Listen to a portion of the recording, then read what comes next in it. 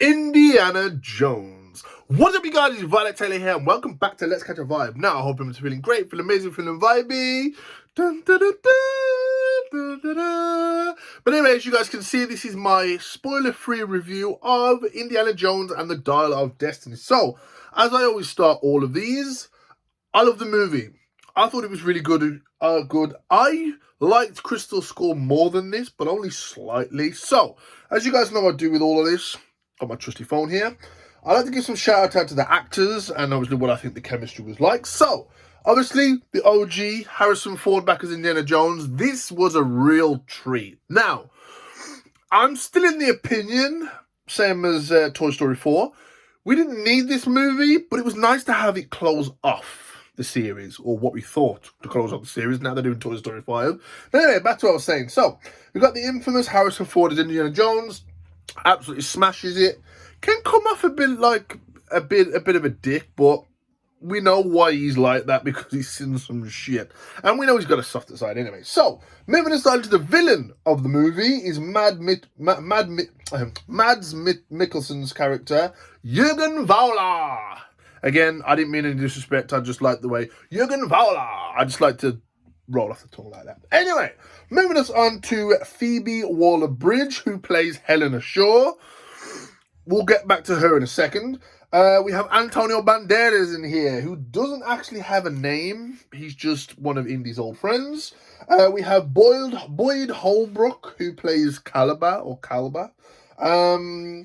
We've got Thomas Kretschmann, who plays Colonel Weber. We have Toby Jones, who plays Basil Shaw. We do also have Karen Allen, who is back as what's her name again? Marion Raven. All I could see in my head, I was just reading the word maroon. Anyway, jumping into this movie again, trying not to give any spoilers. It's in the trailer. So the Nazis are back. So this kind of follows similar to what the first movie was about. You know, the Nazis have always had a synonymous history of trying to get artifacts for the Fuhrer to try and make him invincible. I mean, they even tried to go after the spear of again, I'm going to butcher this, the spear of Longinus? Anyway, it's meant to be the Roman spear that pierced Christ, so, you know, it's meant so whoever wields it pretty much makes you invincible. Again, we're never going to know if that's true, because that's probably going to be buried at the bottom of the sea somewhere. But anyway, the Nazis are back. So yeah, Indiana Jones, I'm reckoning he's about 80 at this point, because he was getting on a bit in Crystal Skull. So yeah, pretty much we end up starting off with first I'm going to talk about some of the my pros and then my cons. Not that many cons, to be honest. Pros, loved the de-aging on Harrison Ford. A lot of people are probably going to be shit about it, but I liked it. I liked it through the entire scenes that we saw him young. I did like the cinematography in this movie. I thought that there wasn't really any dark parts. Everything was well lit. Everything was bright when it needed to be. Soundtrack, again, John Williams. But you don't hear the traditional... Well, you hear the traditional, but you hear more of a remixed version of some of the Indiana Jones tracks until you get to like the end credits. Again, by the way, there's no end credit scene in this movie. You know, Indy's finished now. But we get into kind of, like I said, the sound design and everything in this movie. Again, really good. You hear the infamous Indiana Jones punch sound. Now, I don't know if I've ever heard this somewhere, but when I say when Indiana Jones punches someone, he punches someone like, I swear to God, that's all you hear. Like, it's, oh my God. When he hits somebody, he hits somebody. So, moving us away from this, character chemistry, absolutely loved it. Really, really cool. Again, some familiar actors in here that we have seen before, like in other movies. So we know we're dealing with like a good kind of cast. Obviously, this is produced by Lucasfilm. So again, it's not George Lucas himself.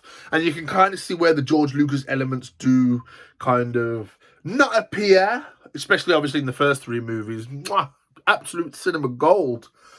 But yeah, pretty much, probably without giving any spoilers, again, it's in the trailer. The plot of this movie is they're going after this dial of destiny. Now, this dial of destiny was created by Archimedes, and Archimedes was what?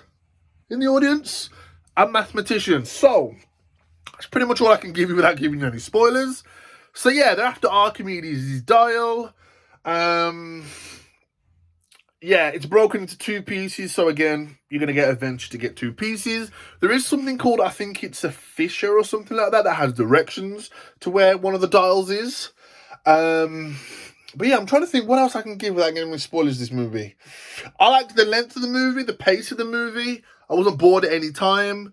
I could see where people would be, where it does slow down a bit, but not for me.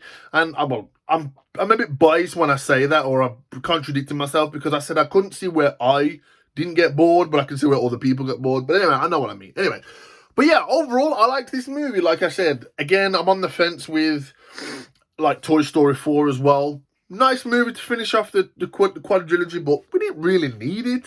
Am I going to watch Toy Story 5? Of course I'm going to watch Toy Story 5. Like, I'm an OG 90s kid. But anyway, pretty much, again, the plot of this movie is pretty much similar to the first movie. Again, liked the de-aging. Mads Mikkelsen's character was good. Again, very intelligent, not like the average, just dumb person. Like, kind of like in the first Indiana Jones, where you had that rival archaeologist that was kind of like catching up to Indy. In this one, somewhat. Obviously, he's done his research on the dial. There